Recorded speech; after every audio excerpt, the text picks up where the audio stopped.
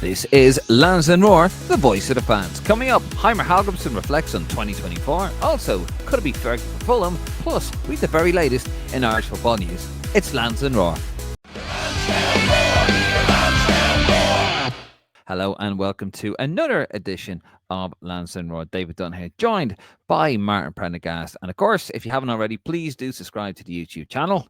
See, you've even got the new little at symbol down there. If you haven't already, please do like the video, and you can also head over to our Facebook, Instagram, and our Twitter account. And if you want an opinion and you want to check out my new weekly column coming out every Friday, Connor, if you're watching, he's the editor. Head over to lansdowneroar.ie. That is lansdowneroar.ie. Okay, let's get into it. We have a hell of an episode. We have a lot of news going on, a lot of stuff happening, and a lot of stuff kind of happening out of the blue, and we're going to get through as much of it as we possibly can. Martin, before we do that, how are you? I'm good, Dave. Yeah, looking forward to Christmas now. You know, it's a good festive season coming up, lots of football, so I'll be watching a lot of our Irish players hopefully in action, and then I like the first week of January as well. We're normally into the FA Cup, and that's another opportunity for our players to play. So, yeah, be following them in the Championship. Domestic football's back, Dave. Yes, our domestic football is back. By the way, just to remind you guys, we are live this Sunday, 9 p.m, and we're going to talk about the Granny Rulers, the Martin Prendergasts, of the possible future Irish team coming into. In case you wonder, why are we talking about that? We're going to talk about it on Sunday when Connor is back, because he's got a lot to say about it, Martin, hasn't he, old Connor? Yeah, I think he's got a few gems that I think he knows are, could be possibly called up by Heimir soon. So, yeah. Could be, yeah. So we're going to talk about that, and of course, whatever happens over the weekend. It's Irish football. You don't really know what's going to go on. And yeah, as you said, it's Christmas period coming up. God, it's going to be Christmas in 6 days. Can I shock you, Martin? Yeah, go on. I hate Christmas. Oh, Jesus, Dave. The Grinch. Here he is.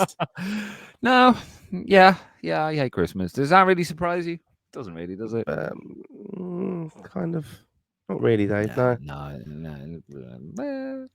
it doesn't. Anyway, we're gonna crack on.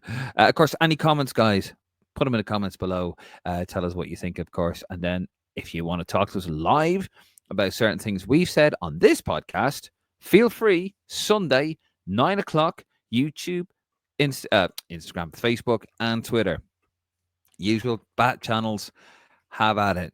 This is your podcast as well. You take umbrage with anything we say. You want to question us or anything, that's when you do it on the 9 o'clock lives every Sunday. So, right, let's get into it, Martin. Today, a bit out of the blue, really, on the FEI YouTube channel. By the way, the link for this interview that we've clipped and we got some sound bites from, it's in the description below. The link to that, it's on the FEI YouTube channel. Give it a shout out. Our friend of the podcast, Kieran Crowley, sat down with the Republic of Ireland manager Heimir Hallgrímsson, excuse me, basically about a couple of topics. We have some clips, but I'm just going to give you some just like little bits and pieces. He said he found 2024 intense. Who didn't? Said he was tired after a long year with Jamaica, but he was also, before he got the job with the FEI, but he said he was very happy with the people in the FEI, feels welcome, well supported. He feels that, everyone's been amazing and he's grateful for it. He says he talks about the continuity from John O'Shea, Paddy McCarthy. Don't want to give it all away because, do check out the video. They do good work over there, to be fair. He wanted them both to stay, talks about that. And he said he waxes very lyrical, not lyrical. Sorry, it's quite late. He's very, not gushing, but he's very complimentary towards your mate John O'Shea, Martin, isn't he? It says a lot about John O'Shea wanting to, having been interim manager, to take the step down, if you will, and help Heimir ease into the job, much to the chagrin of a lot of people out there. Yeah, I enjoy this kind of content. I think it's quite nice. It's a reflection of the year, and it's quite nice, really, isn't it? And I think you hear him talking about John O'Shea, who I am a big fan of course, and there I am with John. That should have been the management partnership, but can't all have our dreams come true yet, Dave. Christ, no, but No, I like it. I think it's important as well this time of year as well. I know you said you hate Christmas Day, but there's a lot of people unfortunate in the world, and I liked it that Heimer and John O'Shea went to the hospital there in Dublin Yes. and did a visit there. I thought that's quite nice, and this content's really good because I think we need to fall in love with our Irish footballers and Irish team and the management and get behind them now in this campaign that we're looking forward to qualify for the World Cup. And you want to hear the manager talk well of us as supporters. I think he has been blown away by it, hasn't he? So, yeah, I mean, it's well worth a listen anyway. I really enjoyed it actually. Yeah. No. Look, obviously he's not going to sit there and go, "Oh yeah, the Irish supporters are shit." Yeah, so it's not going to happen, is it? But no. To be fair, I like Heimer. I haven't met him yet. Him and Brian Kerr, the only Ireland managers since Johnny Giles that I haven't met, fully enough, so far. But yeah, no, I do like him. He does come across as quite decent and very relaxed. I haven't met him, but I've heard that he is so chilled out, and I think that was quite alien to a lot of people, fans and the media alike. But no, he does come across quite genuine. So no, I like this content, as you say. I enjoyed the interview, and there's some bits and pieces. We got some sound bites here, but it's not all of it. Don't want to, we want you to also go over and check out the video as well. But here's our first clip, and this is based. I think this is very important because I've written an article for Friday on Lansdowne.ie, and basically talks about why I think we got some good why we have a decent chance of doing well in the qualifying group, World Cup qualifying group. It's a reminder of, look, this guy got the job in July, didn't have a summer camp, thrown into it at the deep end by the FA. Not his fault, the FAI's fault, let's be honest. And he had them for a very short period of time. Here's what he had to say on the time he's had so far with the squad. It's 1 minute and 13 seconds, so do bear with us. You have to take into account as well that there's only 3 camps, and 2 of them have only been a week, so it's 2 training sessions in that week. So probably the contact time with the players is a week. So it's not much on the grass where we can be working together on the grass. So hopefully in 225 we will have more contact time on the grass so we can work on the things that we want to. But we've talked more than trained, so we've had a lot of meetings, probably too much. But that was the only way we could kind of get our thoughts and our philosophy through to them. So yeah, for example, we had the last 2 camps were a game on Thursday and a game on Sunday. And the players come in playing themselves on a Sunday, so the Monday is off, Tuesday is difficult to train, so it's a Wednesday and then there's a game. And then there's a recovery day, and then just one match day minus one. And so again. So it's so little contact time that we have had. I think that sort of reiterates the point, Martin, doesn't it? Like, he hasn't had a lot of time with the players, has he? No, he's not at all. And this is something that's quite refreshing hearing that now. And perhaps this interview was what we wanted to hear. Although it would have come across as very excusey, wouldn't it? If, when John O'Shea was put up first of all, and everyone was thinking it's John O'Shea's squad and things like that. This is him kind of explaining that really and just emphasising that he's had very small contact time with them. And hopefully that will change. Like, I'm looking forward to hopefully seeing if they can have this camp, get ready for these massive games, his qualification campaign obviously starting in September. So, he has to have contact with them. I know he wants to go and see players and things like that, but it's getting to know them, getting to know these characters who are, who are going to be fundamental for us, like trying to qualify now.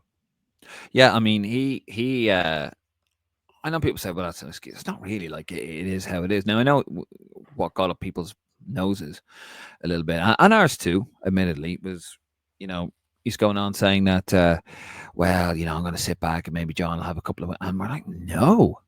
I think then he realised, hold on a second, this is a fan base that has been mucked around a little bit. It's patience has been frayed from previous managers and goings on and certain things that have happened out of his control, by the way, and some of it outside the FAI's control too.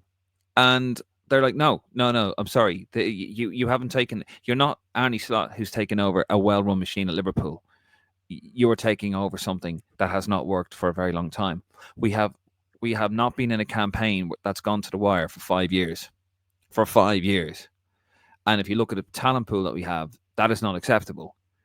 And I think he was like, wow. He's never had that sort of pressure before. We're very fervent, very passionate support. We'll give you time, we'll give you patience, as long as we can see what you're trying to do.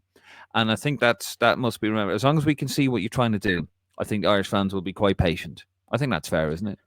Yeah, like it's very niche in a way, isn't it? Irish football. Like we want to hear though from our manager, the people who are fervent supporters of Irish football. We want to hear from him. We want to know everything about it now, like because we are in this communication world. And I love the fact the FAI do these kind of videos, and we see the lads arriving for the games and things. But we're trying to look for little clues even from the training footage of, oh, look at that shape they're doing now, or this player actually trained.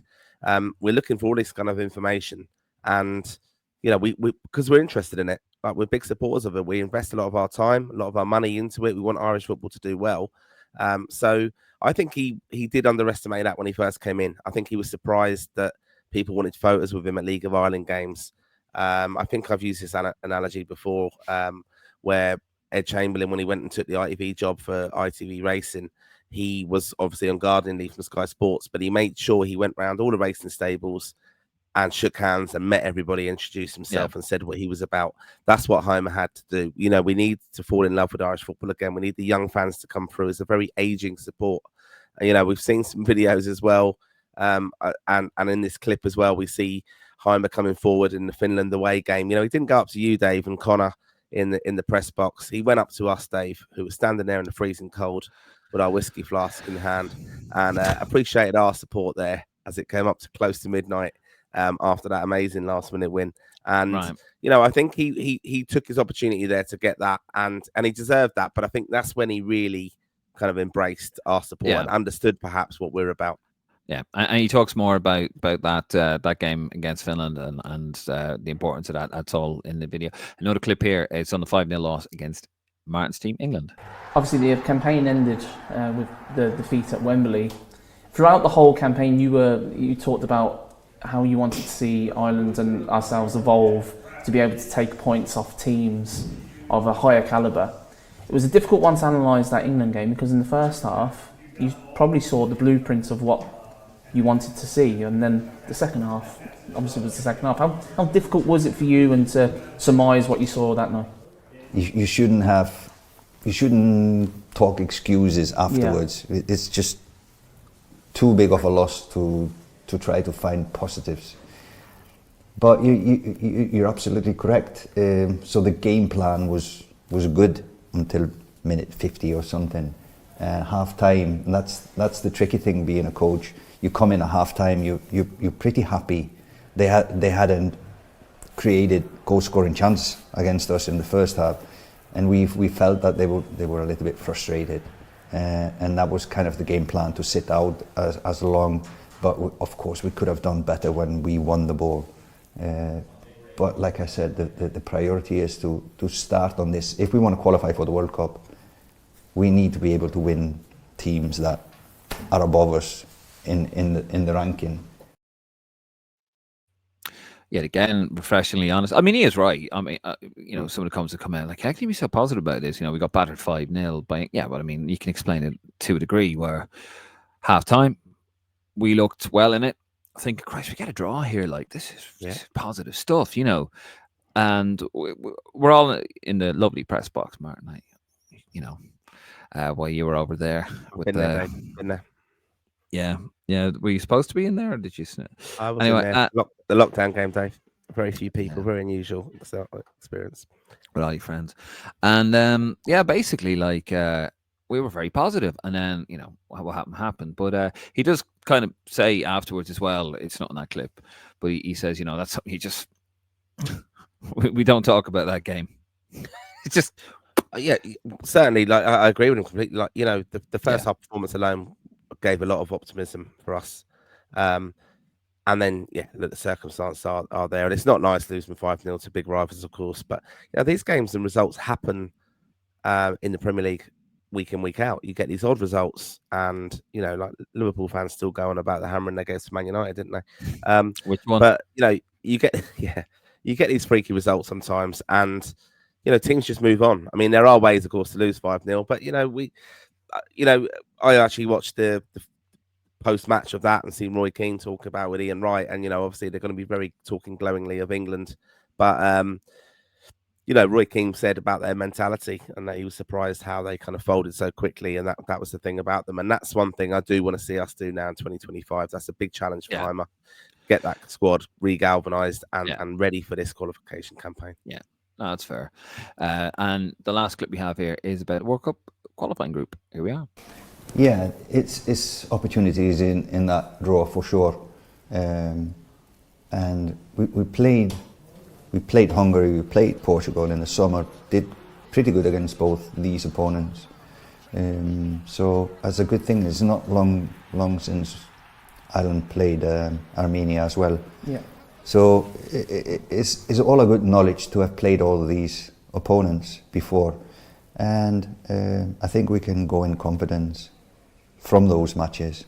I know both Portugal and Hungary was a friendly in June, not the same, no. but still good games from Ireland.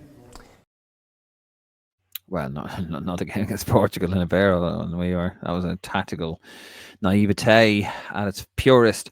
But yeah, just quickly on that, Martin. He says, we can be happy. Basically, he's happy with the group, isn't he? Yeah, I'm happy with the group, and yeah, he should be as well, because Hungary and Armenia are teams we can certainly beat, and we'll raise our game for the other two. Oh well, which are the other two games, of course, but don't know the opposition yet. But yeah, look, you're going to take on one of the big guns, and Portugal, Denmark will certainly be that. But quite happy, really. I mean, with even the fixtures now from the last time we probably spoke, it's good to have a home game for our opening game, and then travel away. I said that was going to be key after the live show we did for the World Cup draw. Yeah, I'm quite happy with it, really. I think it's worked out well, the fixtures as well. I mean, look, November, having to travel to Hungary isn't going to be a real problem for us, I don't think. Yeah. I mean, for me, it's, you look at that there very quickly, we'll move on. Like Ireland, Hungary, and Armenia are first two games. Hungary home, Armenia away. You need a minimum 4 points there to be. If you get 6 points there, if you beat Hungary and you do the business against one of your biggest rivals at home, fantastic. I'm not saying we will, but fantastic. Draw, not bad. A loss, catastrophic. And then if we don't get maximum points against Armenia away, sure, we've had it. If we don't get at least 4 points, we've had it. Put it out there again, Dave, for me. Just put it out there again, because I think one of the key things for me though is that we've got two of the three kind of windows. We've got opening games at home. That's key. That's a good advantage, I think, for us to have. And then and then also the one in the middle, the one where we're at home for the second game, obviously at home to Armenia. That's the one where we travel for the big gun game. So in October. So I think it worked out quite well. Generous, really, on the fixtures. Not bad. Not bad. Decent group, good fixtures. Certainly over, but we have to start minimum 4 points. Minimum 4 points from those first two games to really have a sniff, because you don't have a lot of time to make up. You got 6 games, 14 groups. So anyway, but if you want to watch the rest of that and all of that in its entirety, that interview is on the FEI YouTube channel. We'll put the link to that below. Right, we're going to move it on to the latest news, Martin, and a bit of an interesting one here. Connor wasn't too happy about this coming out, but anyway, it's about Rocco Vata, Connor's mate here. Here he is, and apparently, the raft. That's the wrong graphic, isn't it? Here we go. Apparently, they want him. Scotland are looking for him. And what is this Scottish guy's name? I have it. The name Ryan Porteous. Ryan Porteous. He says, "Back away from the promise. Back away from Rocco." Now, he was born in Glasgow, right? Fair enough, Rocco Vata, and I think his parents are Albanian. But I think they want him playing, and he wants to play for the Republic of Ireland once Ireland approached. So don't worry, I'm not trying to start a campaign here. Like, it's not a Declan Rice or a whatever. But this is what Ryan Porteous had to say. He was talking to the Watford Observer. I spoke to a lot of people in Scotland before he came here, and I was aware he was a top player. He's still very young and not played a lot of first team games, but he's one of those players who will get fans off their seats, give him the ball, and he comes alive. It's refreshing to see someone that's like that, and he's probably the winger that Scotland could probably do with. Fuck off. I'm not sure if he's completely chosen Ireland yet. Fuck off. I've not had a conversation with him, and I'm going to fuck off. Just fuck off, Ryan Porteous. If he keeps playing as the way he is now for the next couple of years, and I reckon there's left winger space in the Scotland team, fuck off! Go away! You're not having him. No. And by the way, Rocco Vata has given no indication that he intends to turn his back in Ireland. Just to let you know, and Connor says, and you can talk about this on Sunday, there's absolutely no chance of that happening. Quickly on that, Martin. Yeah, look, very promising player. Delighted he's at Watford, which is close to me. I'm going to look to get to a game and catch up with him and see, obviously, hopefully, Festy in action as well. Hopefully, Agent Festy's doing the business there, and he's probably seeing how well Festy's done with Ireland, been given the opportunity. I think that's where Rocco's got to set his heart for us going forward, and hopefully, March games opportunity to kind of have a look at him. Yeah, absolutely. Now, Connor's raving about this guy too. Got a goal a little while ago, 2 assist over the weekend for Watford. This guy could be a special player indeed. Also, another special player with potential, but stuttering a bit at the moment at his club, and of course that is Evan Ferguson. And in the Independent, Fulham, according to Miguel Delaney, Fulham are eyeing a surprise swoop for Brighton star Evan Ferguson. Let's find the story. I've got the story here, Martin. This is in the London Independent. Just read through it here. Miguel Delaney, the chief football writer, he is Irish. Fulham are investigating a deal for Evan Ferguson in the January transfer window. Marco Silva wants to boost his forward options in what is shaping up to be a promising season, and the Brighton striker is being looked at as a serious option. It goes on about how his career has stuttered with injuries, and how Fabian Hutzler, the Brighton manager, he's got loads of options now. Although German recently denied that the 20-year-old is available, Hutzler as well. And while Brighton see him as a bright prospect for future, Fulham are willing to test that stance. They want a good loan deal from there. And just goes on about how he needs minutes and stuff. Thoughts on that, Mark? Fulham's not a bad option, nice part of the world. But do you really want a young lad like that playing in Fulham, or playing in London? Sorry, living in London, the bright lights of the big city and all that. I don't think that would be much of a factor now, though. Now, you're kind of surrounded by good people, you'd hope, and we haven't heard anything about that from him lifestyle-wise, have we really? No. I think we want him to play minutes. He's got to play, and I think that's a really good move for him. And lovely news. Kind of news down there, isn't it? Fulham are a good side. They've had a good, solid start to the season. I like Fulham. I mean, you've worked down there, haven't you? I love going to the stadium. It's brilliant. Good little day out in Putney. It's always a good away. I'm actually going to Man United Fulham soon, so I'll be delighted if Evan gets an opportunity there to get that move. I just want him playing. It's no point for us. He's going to be such a key player going forward for us in this campaign that we need him getting minutes and doing the business and getting game time and developing more in matches, not just odd 20 minutes or 10-minute bursts. I know that the results are key in the Premier League for survival and things, and that's just a sad thing. He's such a good player that he's Premier League quality. Yeah. But they will prioritise getting points and playing players and being difficult to beat rather than giving that young player time to develop. I'll tell you this now, though. It won't happen. Fulham are currently 8th in the Premier League, and Brighton are 9th. You're not going to let this guy go to your biggest rivals. Because first of all, you want him to play. There's no point in going to a club sitting on the bench. What's the point in that? You could just do it at your club. And, you could turn around and say, look, he has to play. But, it's not going to happen. It won't be Fulham.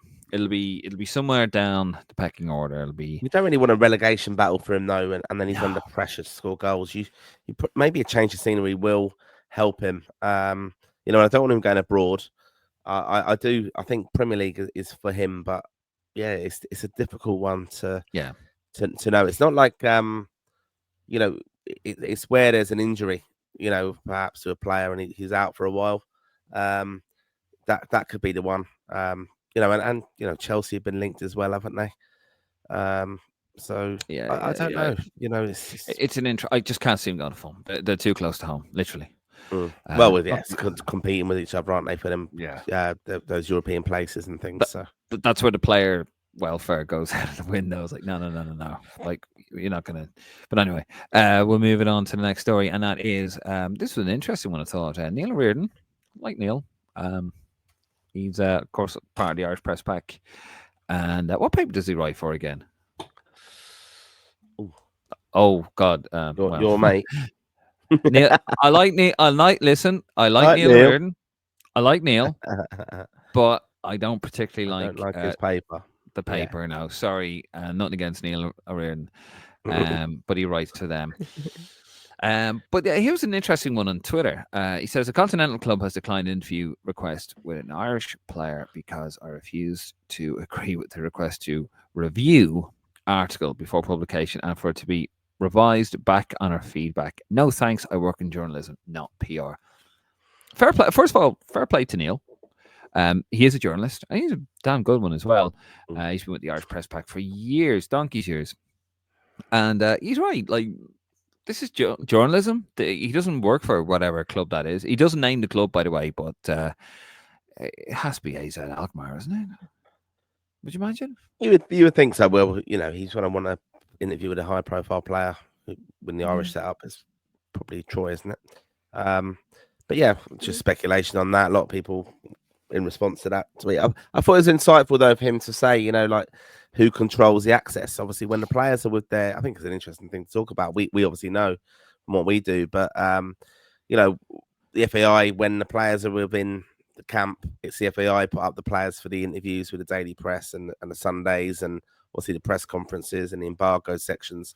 But when they're with their clubs, it's you go through the press officers at the club and they can control that and obviously can often control the narrative from the player as well. So this shows you though, like I think it's kind of pertinent to talk about this, you know, even in the context of the Premier League and football and big name players, you know, where it was something I think I messaged on the group today that I kind of thought it was worth chatting about today on the show was, you know, player power now. You know, you've got the manager coming in of a club and even Heimir coming in. And I thought the parallels between Doherty and how Heimer's treated him and left him out of squads. And the same thing with Amarin coming in with Rashford as well. And then you've got the whole thing of that Rashford's in a hospital doing his kind of PR bit today. Also done an interview to kind of control his next move because he's such a big player now that he's saying, I'm up for a new challenge. And then it just brings it all back to the press conference today. Man United, Amarin's talking ahead of the Carabao Cup against Spurs. And he's saying, well, that is a big challenge for Rashford because Man United, we have got a big challenge ahead of us. And I think ultimately, though, this player power thing's quite fascinating. Like, you know, I just see the parallels. You don't see Rashford working hard enough for me as a Man United fan. I think it's the end of him for United. And that's what the same thing internationally with Matt Doherty. That's the only thing we've seen. We've seen footage and clips. Your eyes don't lie. When you see people ghosting past someone and someone not tracking back, and I've seen loads of amazing clips of Rashford on Twitter, is exactly that. Not pressing hard enough, not working hard enough. Same thing with Doherty. I think it's just incredible that these players have that power. You have just have I switched it back? I know. Dying to fucking have a go, Marcus Rashford. This is not a Man United podcast, by the way. No, it's not. No, it's dying not. to have a go at Marcus Rashford. No, I mean, look, that's dead in the water for me. A long time ago, I can forgive a player once, but I don't ever forget it. And Jesus, right? Too many times for him, it's just not working out. And but Matt Doherty was going the kind of same way in my head as well, and for a lot of Ireland fans as well. But you know, he's had an opportunity now. Got back in, but I think I would always back the manager with their choice of how they're gonna judge their squad, and you know you have to trust the manager ultimately. What the fuck are you talking about? What? I'm saying you We're have to ta- trust the manager.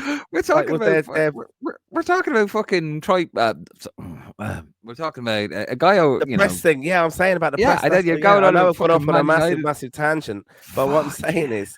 is this thing of the power of like even clubs. They want to control what's coming out from the players. But obviously, the player here in this circumstance, the whoever it is, Jesus. the Yeah. press are controlling the club are Well, of controlling course, that yeah. press output. Actually, here's an interesting one, right? And since we're talking about club football now, even though we weren't supposed to be, but there you go. Thank you, Martin. James, who writes for us as well. Great articles over at Lansdowne.ie. He was telling me, Martin, actually, about a guy that he would get to do. He gets fridge magnets. I hope he doesn't mind me telling the story. But no, like it's No, yeah. But he gets fridge magnets. Now he goes to all over the place. He was in Switzerland there. I think for St. Gallen they were playing over in Switzerland, and he went to that game, and he goes to all these matches and whatever. And he gets a fridge magnet to whatever stadium he goes to. Not all places do fridge magnets. That's his little thing. Fair enough. That's cool. Yeah. I like a fridge magnet too, but not all clubs do them. So he goes to this mate who does them, and he sells for like £2.50, whatever, and he'll make them sort of bespoke. And apparently, fucking the Premier League got wind of this and went after him. Said, "Right, you stop this right now, or we're going to have you. We're going to have, we're going to take it. Shut it down. Stop it right now." See, the sister, and then he had to go back and forth, and he had to sort of like take away bits from the badge. Apparently, West Ham, even though he didn't have the crest on it, it's like, no, you can't have West Ham. That's an intellectual property of the FA. It's like, whoa. West Ham is an area. And it is. It's actually a tube stop as well. Like Southampton. God, like just madness how these guys like go after things like that. It's all about control and image. But yeah, that's it. But that's a strange thing. The magnets, though. There seems to be some other forces at work there, Dave. What do you mean? Oh, wasted. Magnetic forces. Oh, for fuck. Right. Last story of the day, and I'm getting out of here. Had enough of you and your rants and your shite jokes and your bleeding sinuses. I can hear them all. I can hear it from here on the other side of London. Yeah, it's 1 in the morning. It's not as it is actually 1 in the morning. It's not as chair squeaking, it's actually his sinuses. Listen back, Martin. Actually, the last story today is of course later on today, Chelsea host Shamrock Rovers, and Stephen Bradley is tipped. Here he is here. Stephen Bradley has been. There's a rumor going around that he's going to replace Neil Harris at Millwall. Now, Bradley has come out about that and said, obviously, his son's not well. His son's got cancer. Says his son's cancer recovery is his priority amid Millwall speculation. Just very quickly on that, Martin. Can you really see that happening? Millwall. It's a bit. No, I can't see it happening. It's lovely that he's obviously linked with his high-profile jobs, though. It's a big job. Well, he's done a good job. Doing a fantastic job though with Rovers, and fair play to them. They've done really well in that. And yeah, it's a big day out for their fans in London. Taking on Chelsea, it'll be an interesting one. Huge police presence for Chelsea for Shamrock Rovers at Stamford Bridge as figures dwarf Spurs against Manchester United. Now, of course, one's in West London and the other's in North London. Big away support there. I'd imagine for Man United in London. Bigger allocation for the Carabao Cup as well. Yeah, because they all live around the fucking corner, Martin. That's why they're not from London, aren't they? Sorry, I thought I had the monopoly on the shit jokes tonight, but obviously not. It's not a joke. It's not a joke. It's serious. Sorry, who do you support? Is it? Who you support? Who you support? And where do you live? just saying. Anyway, but yeah, apparently there's going to be like 500 police officers at this game. I'm so glad that I don't work at football anymore because where is it gone? I did have it there somewhere. Here we go. So that's from the Irish Mirror. London police run red alert ahead of Thursday's Europa Conference League clash between Chelsea and Shamrock Rovers. Mirror Sport has learned of plans to deploy twice as many police officers at Stamford Bridge game as at the night's other big London tie, which will see around 6,000 Man United supporters travel around the corner to Spurs. Met Police along with Hammersmith and Fulham Council's own law enforcement team will have a near 500 strong presence at the first ever competitive game between Chelsea and an Irish club. That is going to be fun. Quickly on that one. I mean, it's a bit of a free hit. It will be. No, I mean, look, I think we spoke about it about 4 or 5 weeks ago. I have a friend of mine who's in the supporters club in West London, and she's a Chelsea fan as well. And he did message me, and she said, like, there's a lot of speculation that it's going to be trouble at this game with other London clubs wanting to get involved because it's Shamrock Rovers and Irish, and obviously the links with Chelsea and some of their supporters affiliations to Chelsea are quite a right wing club. Yeah. So it's kind of that kind of arrangement was apparently muted, but the spirit of goodwill around Christmas Day, we wanted to go off the right way peacefully. What I will say is though, Chelsea is in Fulham. It's funny, Stamford Bridge is in Fulham. It's literally Fulham Broadway. You come out of Fulham Broadway, you just turn left and it's right there. Tube station. It's a predominantly Irish area, to be honest. Haven't worked in Fulham for years, but anyway, listen, best luck to Shamrock Rovers, by the way, done fantastically well in Europe, undefeated. Probably that record's going to come to an end tomorrow night, but you know what? They've qualified for the knockout stages, so fair play to them. Right, listen, we're going to leave it there. Thank you very much for watching. Just to remind you guys, we are live this Sunday at 9 o'clock on the YouTube, Facebook, Instagram, Twitter. And of course, don't forget to subscribe to our Instagram. And of course, head over to lansdowne.ie if you want an opinion and an audio version of this podcast. And of course, every Friday I've got an article coming out. And this Friday I'm going to talk about Ireland's chances in the World Cup. That's if Connor puts the fucking thing up anyway. He better. I'm going to slap him if he doesn't. As always, guys, if you haven't already, please do subscribe to the YouTube channel. We are trying to grow it, and please do like the video. And any comments, say it in the comments below, and then you can also talk to us on Sunday 9 o'clock. We are live. Anyway, we're going to leave it there. I'm David Dunn. He is Martin Prendergast. This is Lansdowne Roar. We are out of here. Good night, and God bless.